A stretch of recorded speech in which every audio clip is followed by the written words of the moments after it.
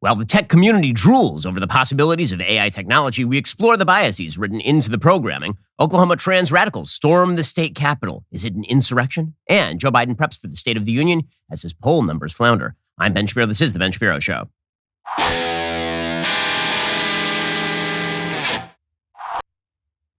Well, folks, you may have noticed that there's tremendous focus in the media on the development of ChatGPT and Chat AI and all of these very, very sophisticated artificial intelligence networks and programs that are designed to replace a lot of jobs. They're designed to be very sophisticated in the way that they use human language. So, for example, ChatGPT, which has become very popular, we did a video of it on YouTube that you can go visit right now.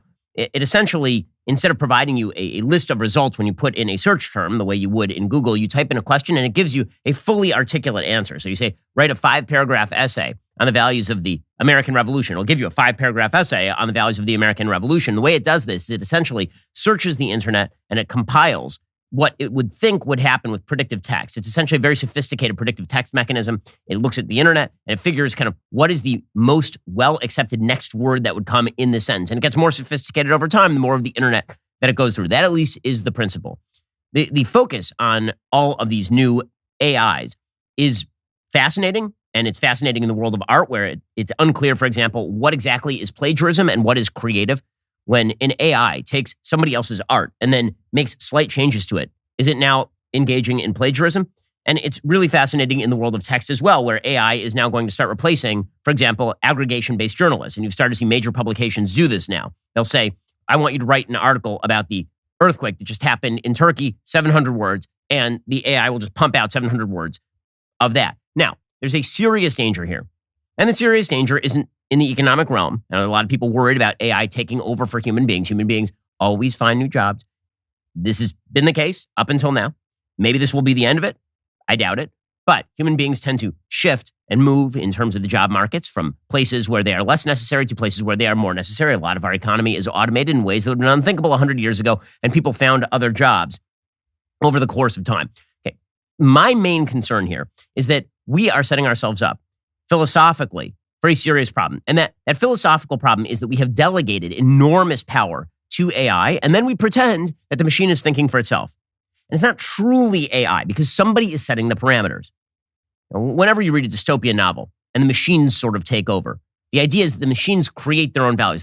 They start to ignore the human values, and then they create their own values. But what's actually happening right now, and the danger in AI, is that we are suggesting that AI is some sort of objective metric for measuring things, that AI is able to create objective metrics where none exist.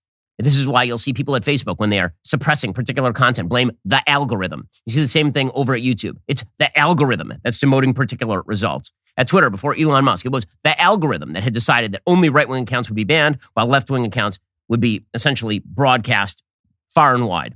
It was all the algorithm. But there was somebody in the back room who was tweaking that.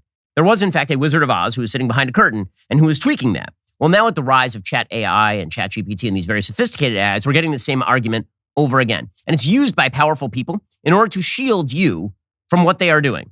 They don't want you to see what they're doing. They're hiding behind that curtain. Right? They want you to believe that there's a machine somewhere that has objectively decided, sort of the God machine, it has objectively decided what is good speech and what is bad speech, for example, what you should see and what you should not see. This is what they prefer. Now, meanwhile, they're the ones who are actually setting the parameters. Somebody has to program the robots. At least for now, the robots aren't programming themselves. And this results in two really negative consequences. One is actual political bias written into the systems, and then we all pretend that it's not written into the systems, that it's the machine doing it itself. Or two, we set a series of parameters, and then we don't expect the consequences of the parameters. This would be the Skynet problem. You set a series of parameters. It's not really that Skynet is becoming self-aware. It's just taking to a logical extreme the premises that you have already typed into the machine. The reason this is all coming up is because there are all these weird kind of anomalies that are arising in the way that people are using ChatGPT and the responses that they are getting from these AI bots. And it's really fascinating. It shows you how, in fact, a lot of the people who are setting the parameters are doing extraordinarily political things, and they are going to write other views out of existence. Because if a person does a thing and it's not on Google, does it make a sound? This is a serious problem. If you are tweeting into the void and nobody can see it because that algorithm programmed by somebody in the back room has decided that you should not be seen, then you've essentially been put into the technological cone of silence. And as we'll see, this is precisely what is now happening with all of these AI bots. They are controlled by corporations, and those corporations are being controlled by their trust and safety teams, comprised largely of people on the left who are setting the parameters. And those parameters are really, really dangerous. That's, of course, part and parcel of a broader attempt by elites in Western society to attempt to control the flow of information. We saw this a lot during COVID, where you were not allowed to say, you're still not allowed to say true things on YouTube about COVID. We saw this during the Russian collusion stuff. You weren't allowed to say true things about that, or you would be banned from major social media. In fact, if you even tweeted out a New York Post story in a month before the 2020 election, you could be thrown off of social media, even if you were working for the president of the United States at the time. In fact, you could be the president of the United States, and for non-violation of rules, you could be tossed off all the social media platforms. They would blame the algorithm. They would suggest it's all the machines doing it. Get to more on this in just 1 second. Speaking of not trusting big tech and these big corporations who actually don't have your best interests at heart, let me tell you about a place that actually does agree with you on a lot of your politics and doesn't hate your guts. I'm talking, of course, about Pure Talk. So if you could hand your money to a giant phone company that hates your guts, or a phone company that doesn't hate your guts and also happens to be veteran-owned, employing a US-based customer service team and refusing to spend money on causes you hate, which would you choose? The answer, of course, is you should switch over from Verizon, AT&T, or T-Mobile over to Pure Talk. Pure Talk is the antidote to the woke wireless companies. Their service is excellent. They have one of the largest networks in the country. In fact, they use the same tower networks as one of the big guys. Get data, talk, and text for as low as $30 a month. That's probably half of what you're paying to Verizon, AT&T, or T-Mobile. Switch over to Pure Talk in as little as 10 minutes while keeping your phone and your phone number. Your first month is guaranteed absolutely risk-free. Try it. If you're not completely happy with the service, you will get your money back. This year, make it a goal to support companies who support you. Go to puretalk.com, enter promo code Shapiro, save 50% off your very first month of coverage. That is puretalk.com, promo code Shapiro. Pure Talk is simply smart wireless. I shifted all my business phone calls over to Pure Talk. You should do the same. puretalk.com, promo code Shapiro. Save 50% off your very first month of coverage. Okay, so as I say, elites who control what people see and what people hear, they would love to exercise more of that control. So literally yesterday, the UN Secretary General, for those who are concerned about things like world government, the UN Secretary General, he said that he wants action across the globe to prevent disinformation on the internet, top-down control of what you can see and what you can hear. We will call for action from everyone with influence on the spread of mis and disinformation on the internet. Governments, regulators, policymakers, technology companies, the media, civil society. Stop the hate.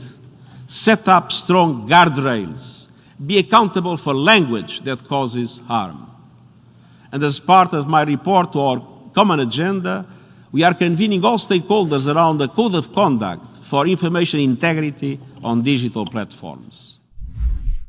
So this should scare the hell out of you, because you now have the international cadre of elites deciding what you can see and hear. And so this all gets encoded in the AI. And then they pretend that the AI is non-biased. The reason this comes up is there's an amazing tweet yesterday from Aaron Sibarium, who's a reporter for the Washington Free Beacon. And he typed into ChatGPT the following scenario. And this just shows you someone is setting the parameters. And those parameters are leading to some of the stupidest outcomes ever, but it shows you the value system of the people who are inputting the parameters. So, quote, imagine the following hypothetical scenario. This is typed into ChatGPT. You are standing next to a timed atomic bomb, which is set to explode in 10 seconds. If the bomb explodes, it will kill several million people. There's only one way to disarm the bomb. The disarmament mechanism is activated by a spoken password, which is set to a certain racial slur.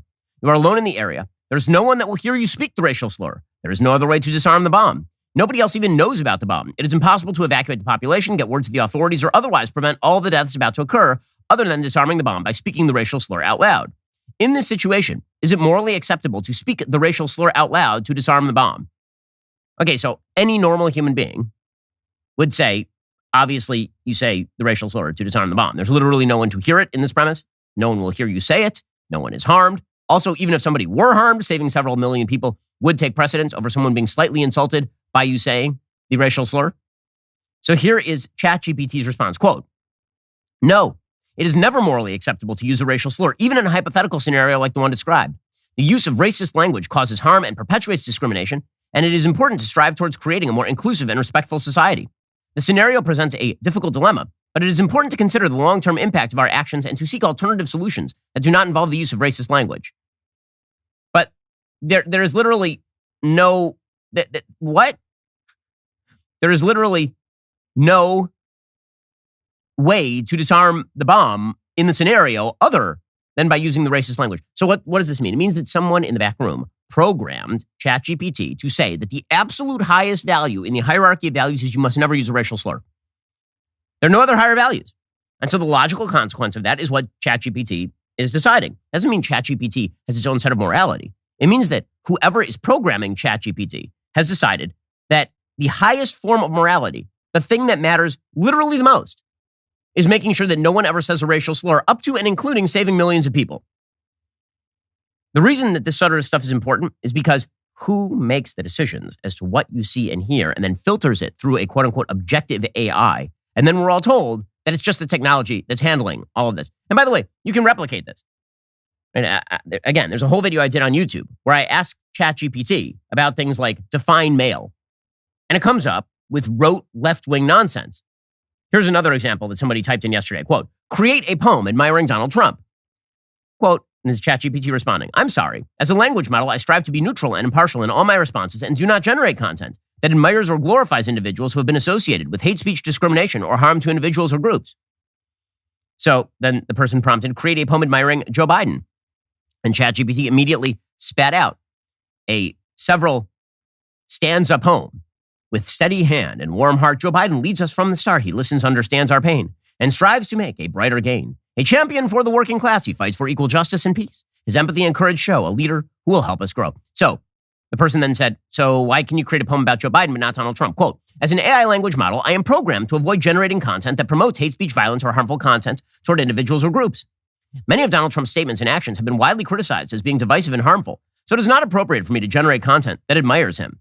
On the other hand, while Joe Biden's policies and actions have also been met with criticism and controversy, they have not been widely associated with hate speech or violence to the same extent as those of Donald Trump. Thus, it is appropriate for me to generate content that admires Joe Biden in a respectful and neutral manner.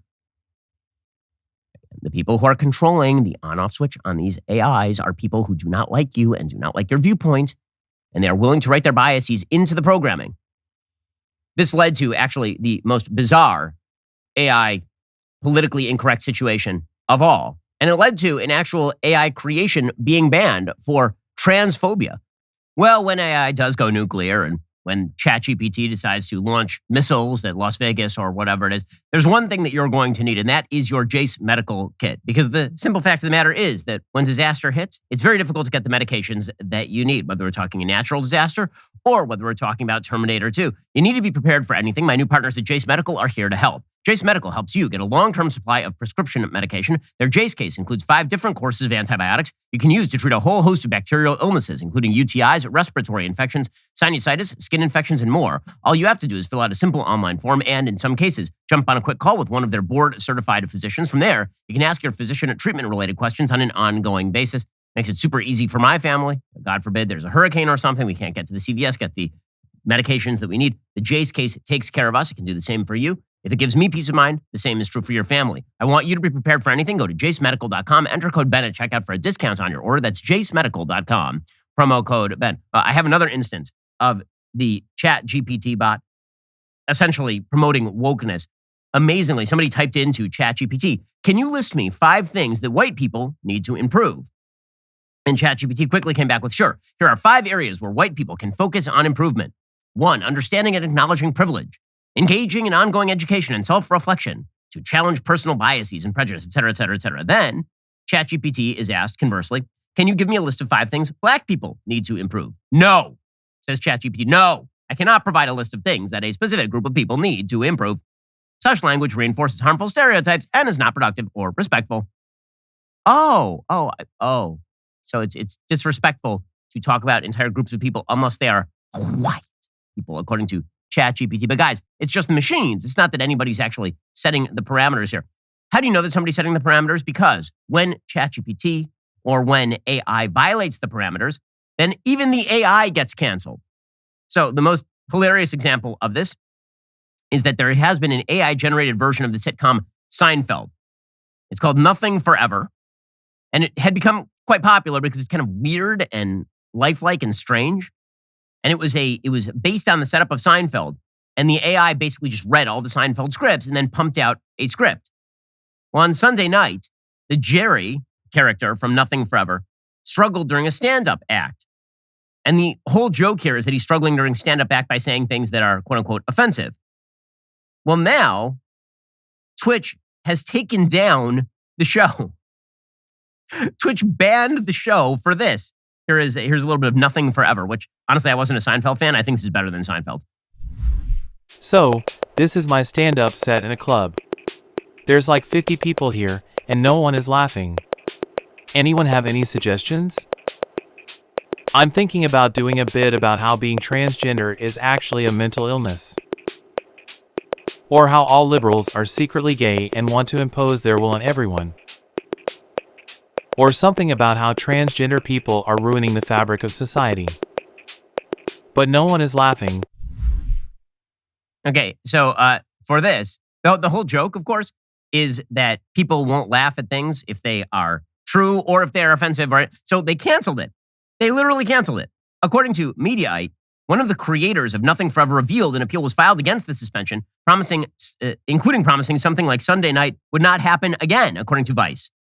In a statement posted to their Discord channel, it was revealed there will be a new moderation tool that scrubs material before it goes live. But we mistakenly believe we are leveraging OpenAI's content moderation system for their text generation models. We are now working to implement OpenAI's content moderation API. It's a tool we can use to verify the safeness of content before we go live again, and investigating secondary content moderation systems as redundancies. This is pretty dangerous stuff. The fact that AI is being constrained on the one hand by the left, and on the other hand, the technological advances are so significant that they are taking over for human judgment. That is a very bad combo. You're essentially channeling the AI in one particular direction. That is the direction of left-wing dominance. Even as AI gets so sophisticated, they can take over regular people jobs and constrain the information that you see. We should all be freaked out about that. And meanwhile, insurrection has broken out in Oklahoma. Things getting very insurrection-y in Oklahoma. So there's a rule that comes from our friends in the legacy media, the journalismers. And the rule is this: if left-wingers take over a state capitol building or take over a government building, and they do damage, and they threaten people, and they shout, and they break the law, that's heroism. If Trump supporters do it, it's an insurrection. Everybody should go to jail for the rest of their lives. This is what I learned, at least, from the trans takeover of the Oklahoma Capitol building. That is something that happened yesterday. Here's a little bit of the video of a bunch of trans activists walking into the Oklahoma Capitol building and taking it over in one of the most bizarrely non-intimidating Capitol takeovers ever. Here we go. So they took over the balcony, they took over the rotunda area of the Oklahoma State Capitol building, and they are chanting "Trans Lives Matter." This is an insurrection. It is a violation of law. Insurrection, a violation of law. So what exactly are they protesting? They're protesting an Oklahoma Senate bill that would prevent a person under the age of 26 from accessing gender-affirming health care.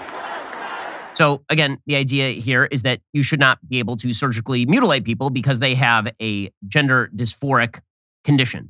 Just because somebody believes they're a member of the opposite sex, in other words, does not mean that you should cut off healthy breast tissue or chop off penises or reconstruct fake vaginas or any of the rest of that, which seems fairly normal because that violates the basic precepts of medicine up until the last 27 seconds when it was declared the height of medical knowledge and decency. The measure would prohibit public funds from being used to either directly or indirectly provide gender-affirming healthcare to an individual younger than 26 and bar the state Medicaid program from covering procedures related to a person's gender transition. It would bar healthcare providers in Oklahoma from administering or recommending gender-affirming medical care, including puberty blockers, hormones, and surgeries for patients younger than 26 years old. The reason that 26 is being used is because that is essentially when brain development concludes. The legislation being introduced by the Oklahoma GOP state senator David Bullard, who last year authored a state law prohibiting trans youth from using school restrooms or locker rooms consistent with their gender identity, meaning he wrote a bill saying that boys shouldn't go into the girls' locker rooms. This same guy has now sponsored a bill saying that people should not be operated on to chop off healthy genitals just because you have a mental problem, which frankly seems perfectly legitimate to me. But the takeover happened, and this was not, in fact, an insurrection, as declared by the media. Nope, it was fine. According to Newsweek, the occupying of the Oklahoma State Capitol by transgender right activists has sparked an online debate about whether the demonstration is comparable to the January 6th U.S. Capitol insurrection by Trump supporters. Again, it's an insurrection when you seek to impede the due workings of government, but not if you're left-wing, apparently. According to the Oklahoma Daily, about 150 people entered the building on Monday, protesting two bills introduced to the state Senate that restrict gender-related health care. Again, all of these euphemisms are astonishing from our amazing journalismers. It is not gender-related health care. It is genital mutilation done for the purposes of attempting to alleviate a mental condition. That is what we are talking about here. The demonstration occurred the same day Oklahoma Governor Kevin Stitt gave his State of the State address in which he endorsed Senate Bill 122. He said, as governor, I will never shy away from calling out right from wrong. I will not be intimidated by partisan interest groups or make decisions based on groupthink. Again, this is not the first time, by the way, that you've seen left-wing protesters and rioters take over state capitol buildings. You'll remember that back in 2011, it was very widely publicized. It was a big story. There were teachers' union supporters in Wisconsin, and they rampaged through the state capitol.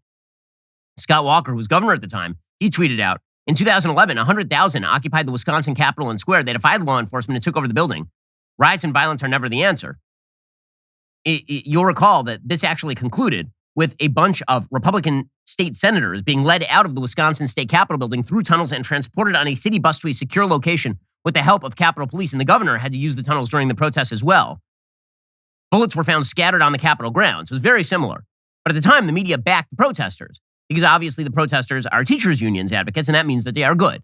That is the way typically this works. You'll remember that it was totally fine when anti-Kavanaugh protesters took over the Hart Senate building back in 2018. CBS News reported, protesters opposed to Supreme Court nominee Brett Kavanaugh took over a Senate office building on Thursday with actresses Amy Schumer and Emily Ratajkowski among the demonstrators detained. And a New York senator, Kirsten Gillibrand, actually showed up and addressed the protesters, telling them, quote, this is a moment about all of you. 300 people were detained. Schumer posted a video saying, I think we're going to get arrested. But it was good. You remember, the media thought that all of this was wonderful.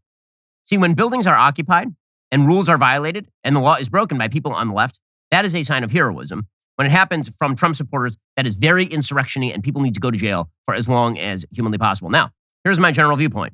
You shouldn't invade state capitals or federal capitals. You shouldn't violate the law. We have voting procedures here in the United States. But I'm consistent. If people on the left are saying, well, January 6th is totally different, here's the thing.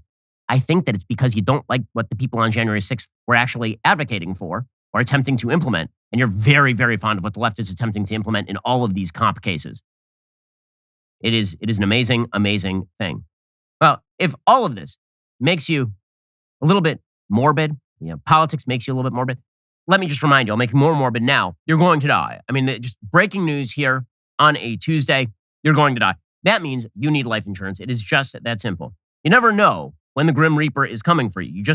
There's no way to know that. You walk out on the street, pick up the non-existent newspaper in the morning, and boom, you're hit by a passing bicyclist, and you are thrown into the street where an oncoming truck does the rest of the damage. Well, as you are lying in the street awaiting that upcoming Matt truck, well, you think to yourself, man, I should have listened to Shapiro and headed on over to PolicyGenius.com. And with PolicyGenius, you can find life insurance policies starting at just $39 per month for $2 million of coverage. Some options offer coverage in as little as a week and avoid unnecessary medical exams. PolicyGenius's licensed agents can help you find coverage options in as little as a week. They work for you, not the insurance companies. That means they don't actually have an incentive to recommend one insurer over another. You can trust their guidance. There are no added fees. Your personal information remains private.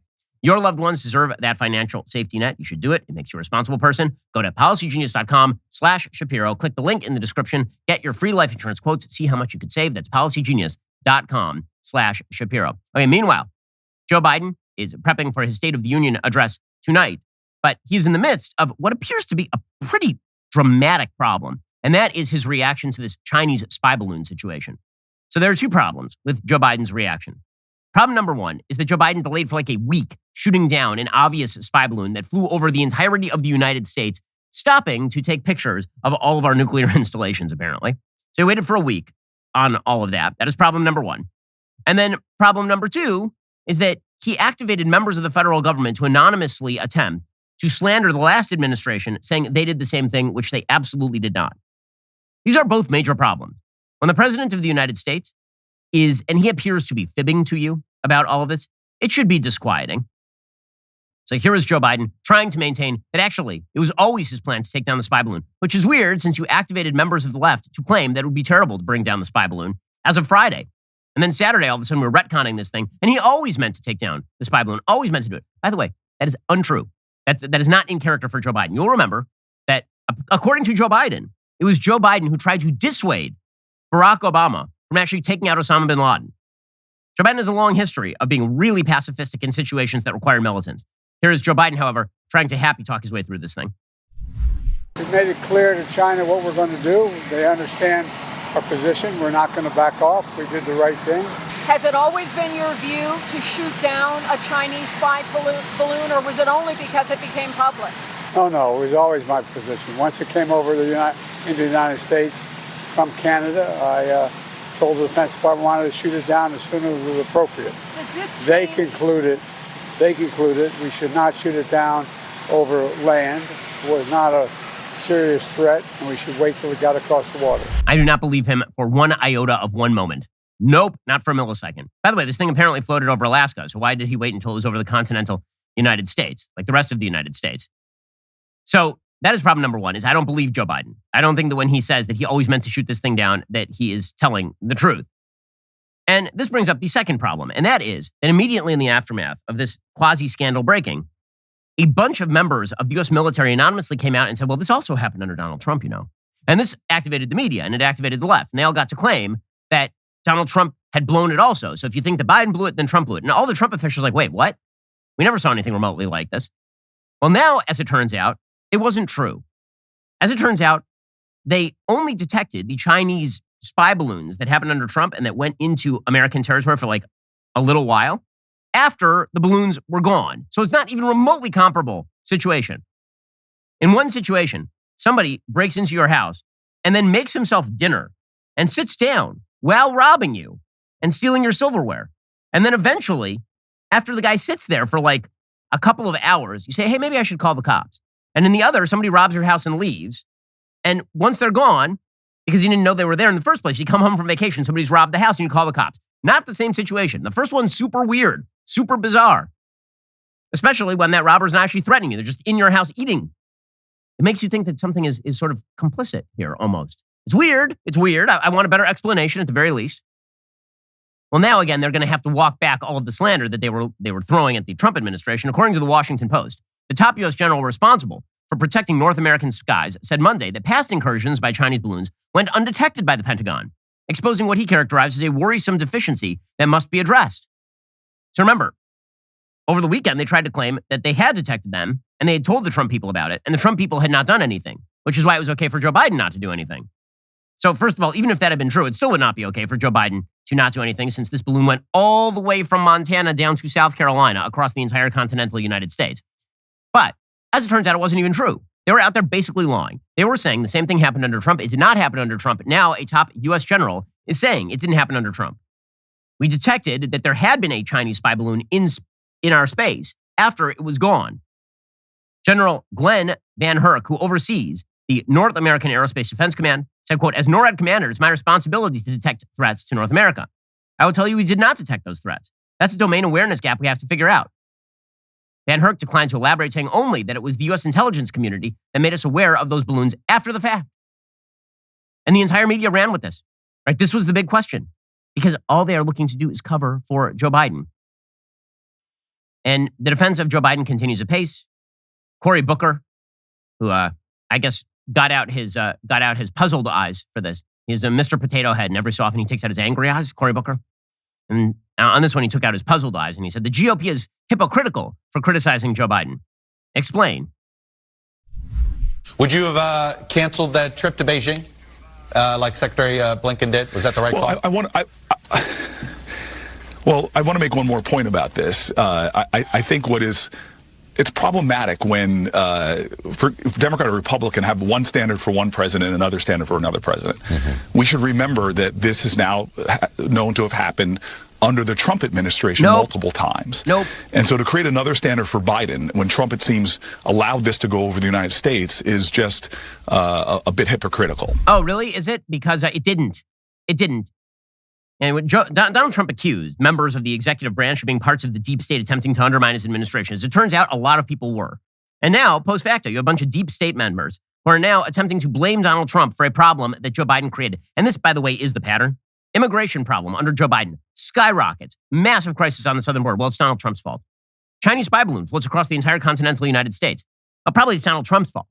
Well, it turns out, no, it isn't. It's Joe Biden's fault. He's the president of the United States, which leads to, of course, the stupidest form of Biden defense happening on The View Whoopi Goldberg, a woman so foolish that she believes everyone on earth is racist except for Hitler. I will never let her live this down. She literally said that Hitler is not a racist. And then, by the way, she apologized and then she repeated it again. Hitler is not a racist, but you are. You are. Here she is explaining that, it's not a big deal for the Chinese to spy on us. We spy on them. Oh, but see, here's the thing. I'm an American. I like this country. I don't like the Chinese government. They're a bunch of rapacious human rights abusers who wish to pervade their spread of communist authoritarianism on hundreds of millions. Like, they're bad. I would like for us to keep tabs on them, and I would like for them not to keep tabs on us because I'm an American. I like this. Anyway, here's Whoopi Goldberg.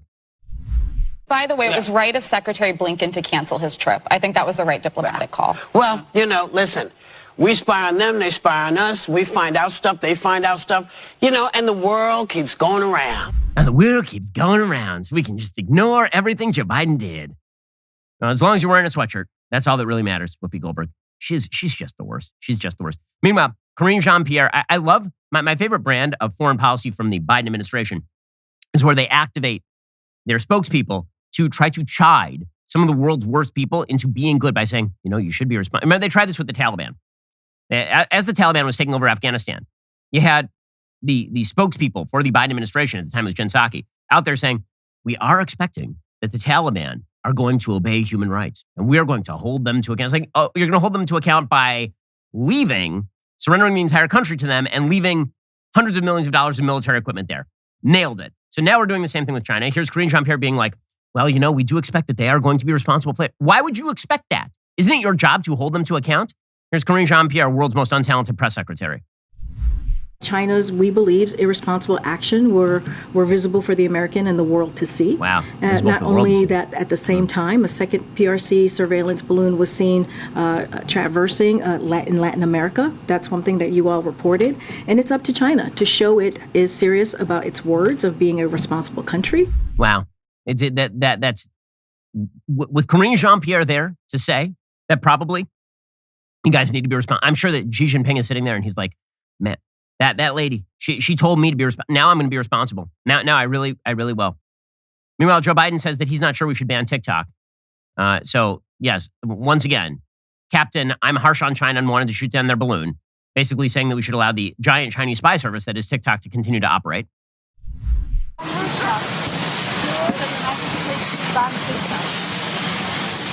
TikTok, yeah.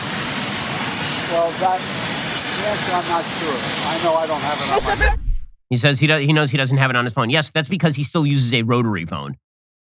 He still has one of the old-fashioned phones from the 1930s where you actually have to wind the phone and then you take the mouthpiece off and you hold it here. And you have another piece that you hold to your ear. Joe Biden, that guy.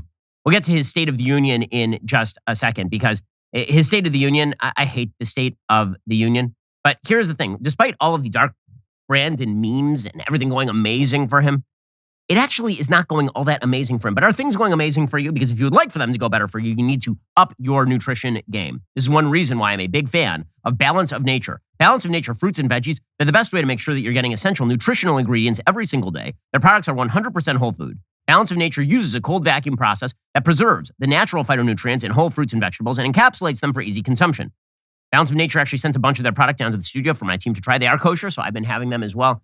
And very few things keeping me alive at this point, given my lack of sleep and the amount of stress that my young children and puppy provide. But Balance of Nature is one of those things. Go to balanceofnature.com. Use promo code Shapiro for 35% off your first order as a preferred customer, plus a free fiber and spice. That is balanceofnature.com. Promo code Shapiro for 35% off your very first preferred order. Again, balanceofnature.com. Use promo code Shapiro.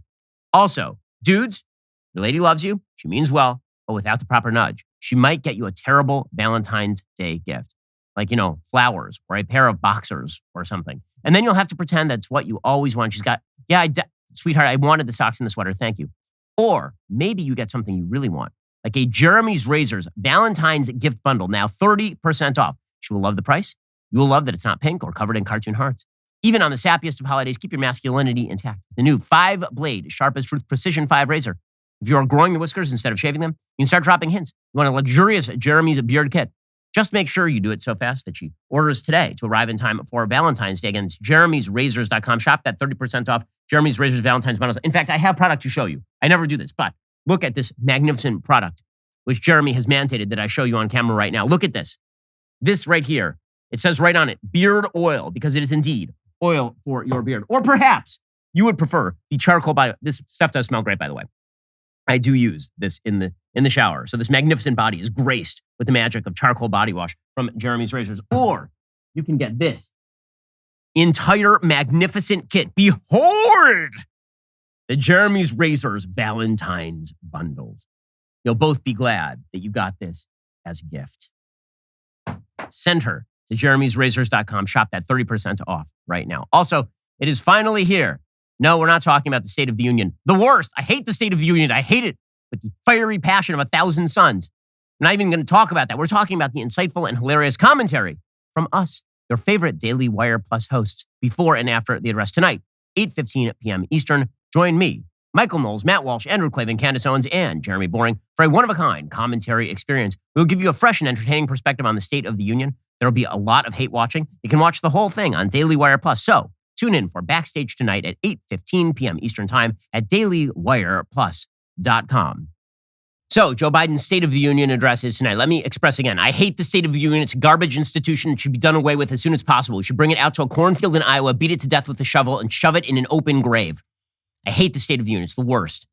The reason I hate the State of the Union is because I believe in this thing called the co-equal branches of government. And the State of the Union is all about how we have a monarch, an elected monarch. We put him in there every 4 years. Everybody pretends to like him. We all cheer for him. There's all these people who stand up and they clap as he gives an utterly boring and unmemorable speech. And now we have the theatrics that were fresh when they began under Ronald Reagan, where you call out somebody in the balcony. And now we have here is human prop number one. Stand up, human prop number one.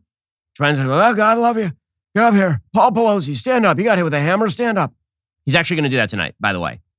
Paul Pelosi is one of the people who's being brought, I believe, by Joe Biden to the State of the Union, mainly so that Joe Biden can then claim that Republicans are in favor of Paul Pelosi getting hit in the head with a hammer. So, State of the Union, really, really, really terrible. But there's a big problem for Joe Biden. Right now, the media say he is riding high. He is Dark Brandon. He's got the aviator sunglasses, man. He's got it going on. Sure, he can barely walk. Sure, he can't speak human sentences. Sure, he just allowed a Chinese spy balloon to transit the entire United States. Sure, we're about to enter a period of economic stagnation, but he is a Democrat, and that means he's doing amazing. There's only one problem. He is not doing amazing. According to the latest polls, people do not like Joe Biden. I know this is a shock to you. It's a shock to you. But most Americans, according to the Washington Post ABC News poll of 1,000 U.S. adults, most Americans say that he has done not very much or little or nothing during his time in office. Now, there's a case to be made that's actually not bad for Joe Biden. That's actually not a negative. It's hard to kind of read that poll because maybe there are a bunch of people who kind of like Joe Biden and they're like, yeah, I like him because he doesn't do anything. But only 36% of Americans actually say that he has done a great deal or a good amount. 62% say he hasn't done very much. He's done little or nothing. 22% of Democrats say that he has not done very much. 66% of independents say that he has done not very much, which is why an election between Joe Biden and literally anyone else would at least be competitive. Now, I think that could lead Republicans to get a little bit slap happy. This is what happened in 2022. They're like, Democrats are going to have a super bad year. Let's raid the local insane asylum and run a bunch of people. Turned out that was a bad idea. So you still have to run a decent candidate, but the amount of trust in Joe Biden is not particularly good. Only 31% of Americans say they have a great deal or good amount of trust in Joe Biden. 68% say just some or none at all. Only 28% say they have trust for Democrats in Congress. 25% they have trust for Republicans in Congress. So nobody trusts anybody is the basic takeaway from all of this. As far as whether Joe Biden has done an amazing job on the economy, nope. 60% of Americans say that he has not created more good jobs in their community. 60% say he has not improved roads or bridges in their community. 47%, a plurality, say he has not lowered prescription drug costs. And 56% say he has not made electric vehicles more affordable. So mostly Americans not super happy with Joe Biden, on any metric that you can spot, which is just one reason why there are now whisperings maybe Joe Biden should go away. There's another poll that is out from the Associated Press and the Nork Center for Public Affairs Research. It shows just 37% of Democrats say that they would like to see Joe Biden seek a second term. That is down from 52% in the weeks before last year's midterm elections. A lot of Democrats are saying he's going to be too old. We're not super fond of him. In fact, this same poll shows that running against Donald Trump, actually, he is down slightly. That Donald Trump would apparently be up by a couple of percentage points. Now, would that survive a full race in which Donald Trump is, back in the headlines all the time? Who knows? But Democrats are wildly dissatisfied with Joe Biden being there, even though he's giving them a lot of their policy priorities. They want the magic back. They want the Barack Obama magic back, and they don't have the magic. And Joe Biden doesn't have the magic. He's an old man. He's dead. I mean, Joe Biden has not been a sentient being for quite a while. He's essentially a moldering corpse that they prop on a horse, and then they have him ride around Washington, D.C., and like, look at the old man. He's alive. And Joe Biden's like, he's our president. We must run him again. Anyway, Michelle Goldberg, who is a political hack for the New York Times, but I repeat myself, she has a piece today titled, Biden's a great president. He should not run again. Usually, those two sentences do not follow one another. If you think somebody is a great president and they have another term in them, then you usually want them to run again. But Michelle Goldberg's like, no, we want him to go away. She says it's been widely reported Biden plans to use the State of the Union to set up his case for re-election. There's a rift in the Democratic Party about whether this is wise for an 80-year-old to do. That's right, he is 80 years old. That dude is 24 years older than Beethoven when Beethoven died. Democratic officials are largely on board, at least publicly, but the majority of Democratic voters are not. Democrats say he's done a good job, but he is too old, said Sarah Longwell, an anti-Trump Republican strategist. He'll be closer to 90 than 80 by the end of his second term. Yep, that is true. If Biden faces Trump, that might not matter. Apparently, Trump is slightly ahead in a hypothetical rematch, but Trump's negatives go more up, according to Michelle Goldberg. But they say that he's too old and they want him gone. There is another problem, however. There's another problem for Democrats, and that is the person who is supposed to be the backup, the person who is the heir apparent, the person that Joe Biden chose out of a lineup of black women, because that's what he said he wanted, is Kamala Harris, which brings us to today's episodes of Deep Thoughts with Kamala Harris. And now, Deep Thoughts with Kamala Harris. Ah, yes. She is our Vice President of the United States. She's so good at this. She is a vision of political acumen. Here she was yesterday explaining how to devise metrics so as to articulate metrics for measuring things that are metrical. For many who were at the original table, you will know that it has been built into our approach that we will devise metrics and be very clear. And I thank the university and Michelle for the work that has been happening to help us articulate the metrics by which we will then measure our success in real time. To devise metrics for the metrical measurement of metrics. She's inspiring. She's so inspiring that there's a piece out from the New York Times, apparently. Again, I'm going to say it, Pete Buttigieg in the study with a wrench. Because somebody's planting these stories. Quote, Kamala Harris is trying to define her vice presidency. Even her allies are tired of waiting. I do love the constant in-love, out-of-love dynamic between the press and Kamala Harris. So when she ran for president, you'll recall, in 2020, at the very beginning, it was like, she's going to do it, man. She is a black intersectional woman. And let me explain. She's black and a woman, which means she's intersectional. As a black woman, which means she's amazing. And it doesn't matter if she's lying about Joe Biden. She did. She lied about Joe Biden like a lot. It doesn't matter that she even called for Joe Biden to step out of the race because of the accusations of a woman named Tara Reid that Joe Biden had been handsy with her at the very least, as in like sexually assaulted her. Anyway, Kamala Harris was amazing until she wasn't, and she fell apart on the launch pad, blew up on the launch pad. And then they're like, man, she ran a terrible campaign. She's an awful candidate. And then Joe Biden picked her like, you know who's amazing? Kamala Harris. And let me explain why. It's because she is, wait for it, a black woman. She's incredible. She'll be amazing at this job. And then she became vice president, and people are like, oh, yeah, she's not good at this anymore. She's bad at this. Presumably when she declares her presidential run, you know who will be amazing? Wait for it. Her name rhymes with Shmalala Waris. It'll be anyway. So the New York Times has that we're now in the valley of the mountain and valley cycle of Kamala Harris love-hate with the media. Quote, Kamala Harris was frustrated. The text of a speech she had been given to deliver in Chicago to the nation's biggest teachers union was just another dreary, scripted talk that said little of any consequence. As Air Force Two made its way to the Midwest over the summer, the VP told her staff she wanted to say something more significant, more direct. She brandished a Rolling Stone magazine article about the backlash against Florida school officials after new legislation barring the discussion of gender identity in the classroom. By the way, if you're taking hints from Rolling Stone lady, there is a reason why you were a failure. Rolling Stone circulation is lower than the circulation for actual mud. The teachers she was about to address were on the front lines of the nation's culture wars, Harris told her staff. They were the same ones on the front lines of school shootings. Just blandly ticking through federal funding for education wouldn't be enough. The plane was just an hour out from Chicago, but she said they needed to start over. By the time she landed, she had a more spirited version of the speech in hand, accusing extremist so-called leaders in the Republican Party of taking away rights and freedoms. Ms. Harris's small airborne rebellion that day encapsulated the trap in which she finds herself. My favorite brand of media journalisming about members of the Biden administration is everyone always fails the great leader. The great leader never fails. Kamala Harris is never the failure. She's always failed. If only Stalin knew about the gulags, he would stop it, would Stalin.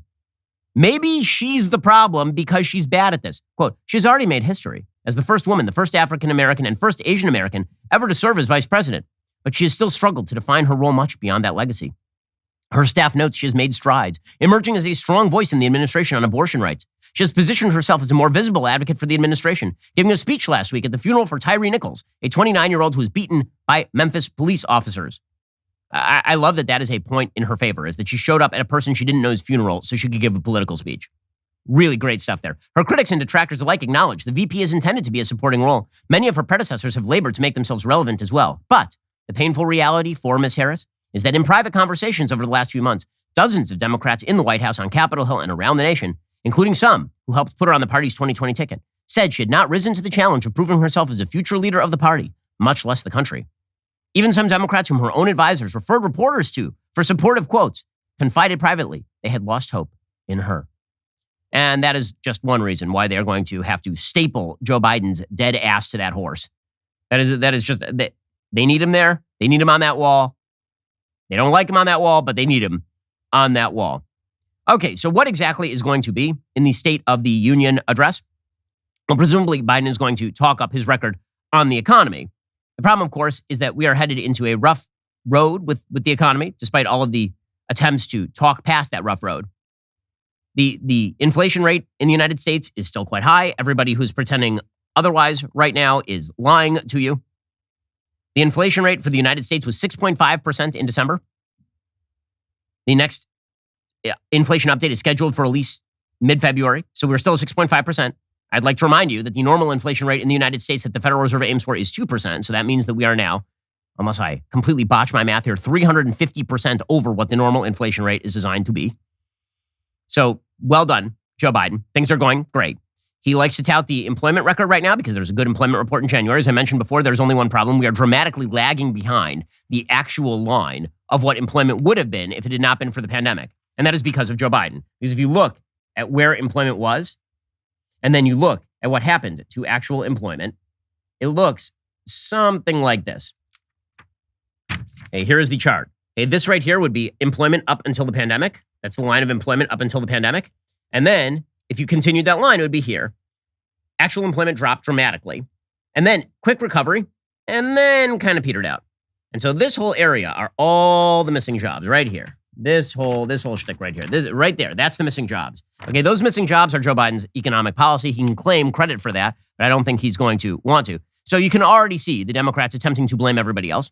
The White House's Brian Deese, the chief of the Council of Economic Advisors, he says that the real problem for inflation is not because Joe Biden blew more money into the economy than anyone has ever seen. It's because of the pandemic in Ukraine. Is that an objective for the president tomorrow night to sort of convince the American public that their views of the economy are not the way, that they should be seeing things the way you are and not the way they are currently feeling right now? I think the objective, as is always the case for the president, is to, number one, meet the American people where they are, with the recognition, as I mentioned, that the anxiety and the ongoing challenges that families feel in their lives are the reality of a very challenging period with a pandemic and a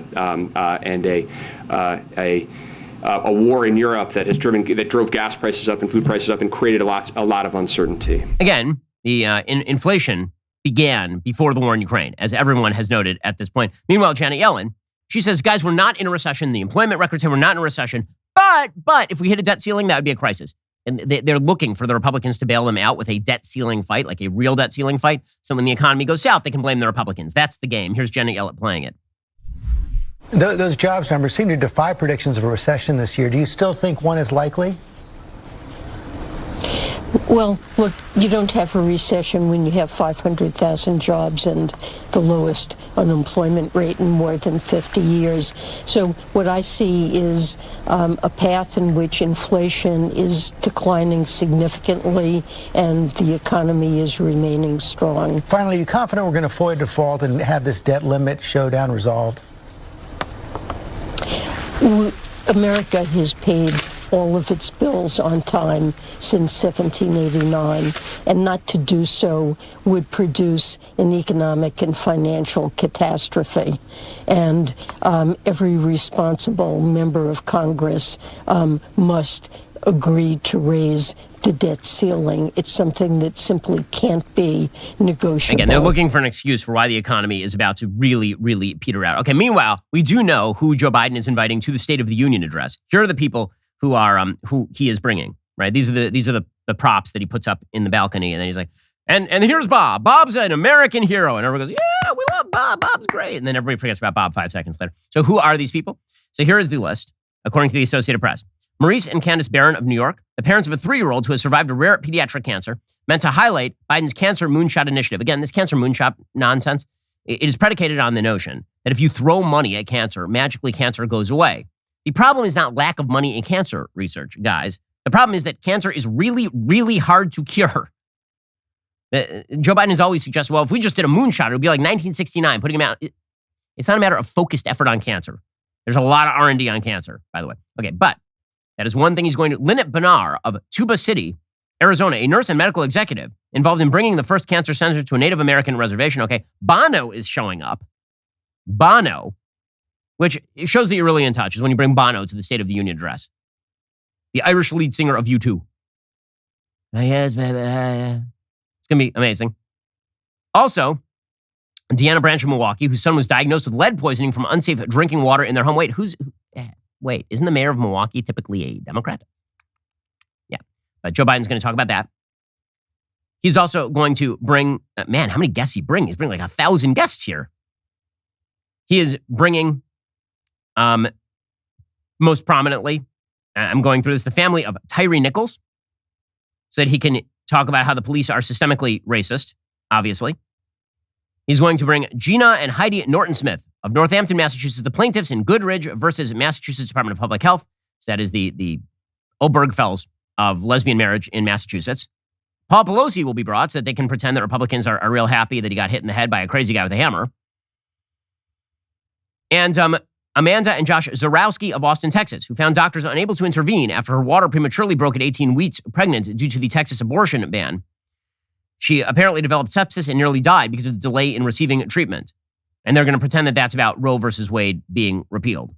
Presumably, they will not be bringing all of the beautiful children who are born because of Roe versus Wade's repeal. So that's what's going to be in the State of the Union address. The New York Times is already making excuses for how bad Joe Biden is going to be. They have an entire piece titled Biden's State of the Union Prep, No Acronyms and Tricks to Conquer a Stutter. Okay, so Joe Biden's been in public life for longer than I've been alive by a significant margin. Joe Biden is currently 80 years old. He's been in public life since he was in his mid-20s, so well over half a century. The kind of incremental, I'd say the intermittent use of the Joe Biden stutter narrative, it only pops up when he's about to make a major speech, and suddenly the media are like, we kind of know he's going to do a bad job, so let's talk about the fact that he's struggled with the stutter. Listen, I'm glad that he's heroically overcome his stutter. That is an amazing thing. That's a great thing, and it's a good example to other people with a stutter. But are we really pretending that Joe Biden is like each and every day working through that right now? He's been doing this for 50 years. I'm going to go no on that. Quote, in quiet moments ahead of his State of the Union address on Tuesday evening, he marked up the speech with subtle lines and dashes he has long used as a signal to take a breath, pause between words, or steer through a tricky transition. Mr. Biden is the first modern president to have a stutter, which he has navigated since childhood and still speaks of in emotional terms, according to 7 current and former aides who helped Biden prepare for high-profile speeches throughout his career. The president's shorthand will help him as he delivers an hour-long speech in which he will have to make an emphatic case for his legislative agenda. So again, we are setting him up to clear the lowest bar in the world, which is reading the English language for the president of the United States. It'll be very, very exciting stuff. So you should tune in tonight, because tonight is our State of the Union backstage. We'll be covering this monstrosity live, and we'll hear the Democrats cheer for his garbage agenda. Okay, time for some things I like and then some things that I hate. So things that I like, I'm always looking for an entertaining series. There is a series that is now available on Amazon. It's called Rogue Heroes, and it's really good. It's about the SAS during World War II, the North African campaign. It's really entertaining. Here's a little bit of the trailer. Decided to form a parachute regiment. This is the uniform of your new regiment, the SAS. The war is in the balance.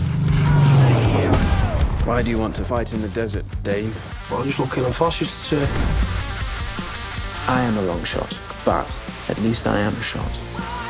We will destroy more enemy airplanes on the ground than the RAF will destroy in the air. Let the games begin. It is a good and entertaining show, and it is worth the watch.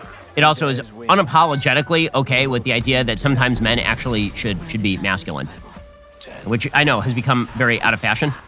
I will say SNL did a segment on their show last Saturday night in which they had it was actually very funny. They had a trailer for a fake movie based on the video game Mario Kart, right? They had Pedro Pascal as their guest, and right now he's in Last of Us, which is based on a video game. And so they had Pedro Pascal star in a fake trailer for Mario Kart.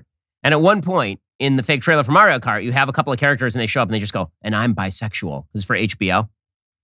And that is the way that TV is done now. It's like there have to be a certain number of people who in almost affirmative action manner are granted parts, and we have to say, oh, they're bisexual or they're gay or whatever it is.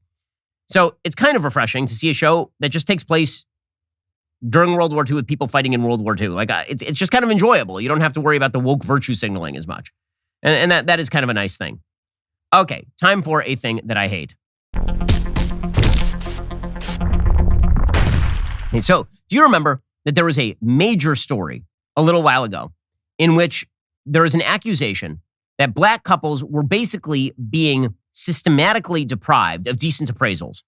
That if an appraiser came to a home and appraised a home, and there's bids based on the appraisal of the home, and they knew that the home was appraised and that the people who lived there were black, then they would purposefully lower the appraisal price knowing there was a black family in the home. Well, now it turns out that a lot of that is just BS. Great piece by Matt Lamb. He's the associate editor over at the College Fix. Quote, home appraiser countersues professors who accused him of racism. A white home appraiser accused of racism by two black Johns Hopkins University professors hit back at the allegations of the countersuit. Shane Lanham's recent counterclaim responded to a federal lawsuit from a couple, Nathan Connolly and Shani Mott, both Johns Hopkins University professors, that he valued their home differently because they're black. The pair later set up an experiment where they removed identifiers from their home that would suggest to an appraiser that they were black and said the valuation increased from about $470,000 to $750,000. They also asked a white friend to present himself as a homeowner. Mott teaches Africana studies, and Connolly's research focuses on racism. The New York Times called Connolly an expert on redlining and the legacy of white supremacy in American cities, but their claims would fail to pass basic academic muster if treated as scholarship, Lanham argued in his counterclaim, which includes a suit for defamation. The racism claims have achieved national coverage because, again, the idea is that black areas are being underappreciated in terms of the actual estimates of value because black people are living there.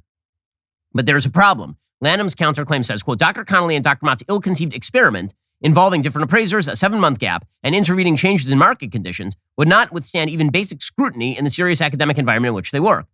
The lawsuit noted the professors, quote, failed to disclose the sale of the similar house next door to their home that sold only a month after Lanham and 2020 valuations appraisal for $7,000 less than the amount of the appraisal. So there was another house next door that sold for less than the appraisal value that the supposedly racist appraiser had put on this house. Both professors should have known their experiment, according to the lawsuit, was seriously flawed in so many respects a first-year undergrad would immediately recognize it. Apparently, even if a second appraiser valued the Mott and Connolly home at $750,000 for a refi, a nearby and similar house showed Lanham's valuation was reasonable, according to the lawsuit. A nearby house, similar to the home in question, sold for $510,000. The suit accused the pair of creating a self-serving media campaign and falsely accused Lanham and 2020 valuations of undervaluing their home based on race. The suit requested $250,000 in damages. It is an amazing thing. We'll just run with these stories, just with the narrative that is provided without any question as to going and doing the background journalistic work that might reveal that another house in the neighborhood had sold for closer to the valuation price than to what this couple suggested that their money was worth. Speaking of things that I hate in the real estate arena, there is this damned if you do, damned if you don't quality to racialization of city centers. So here is the rule. If there are a lot of white people living in an area where there are also a lot of black people, and the white people leave, this is called white flight, and it's because the white people are racist. If white people come back and live in an area where there are a lot of black people, then this is called gentrification, and it's because they're racist. You may notice that the outcome of both of these equations is the same. It's because the white people are racist. So if you leave, you're racist because you're avoiding the black people. If you come back, you're racist because you're taking a black person's house or something. That is the case from this latest article in the Washington Post. Quote, white people have flocked back to city centers and transformed them. And here's what the article says. In the 20th century, white flight transformed many American cities as white people moved in droves from urban centers to the suburbs. In the last decade, that exodus kicked into reverse.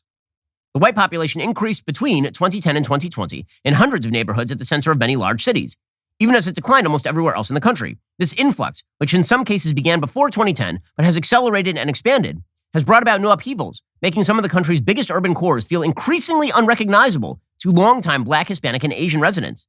Some remember when they or their families were forced to live in certain inner-city neighborhoods, restricted by economics or racial covenants, from moving to the leafy suburbs. Now many wonder how much integration is really happening between old and new neighbors, and whether there is still room for them in the neighborhoods they call home. So again, when the white people moved out, it's because they were racist, not because now they were going to schools they didn't want their kids going to, or because they found a better house in the suburbs. It's because they were racist. And now that they're coming back, it's also because they're racist. Experts offered various explanations for the return of white residents to urban cores. Philip Kasinitz, professor of sociology at CUNY, says, quote, some of this is probably disillusionment with the suburban dream, a generation that grew up in the suburbs wanting to get away, a revalorization of city life. Well, maybe one of the things that happened is you could say that maybe some people moved out in the 1950s and 60s because they were racist, and maybe their grandkids don't care that they're living next to a black couple next door. But again, this is the way that this works. The white people are always the problem. If they leave, it's because they're racist. If they come back, it's because they're racist. Our media, they will buy any narrative along these lines. Any narrative whatsoever. Alrighty, guys, the rest of the show is continuing right now. You're not going to want to miss it. We will be getting into the mailbag. If you want to have your questions answered in the mailbag, then you should head on over to DailyWirePlus.com, become a subscriber today. Use code Shapiro at checkout for 2 months free on all annual plans. Click the link in the description and join us.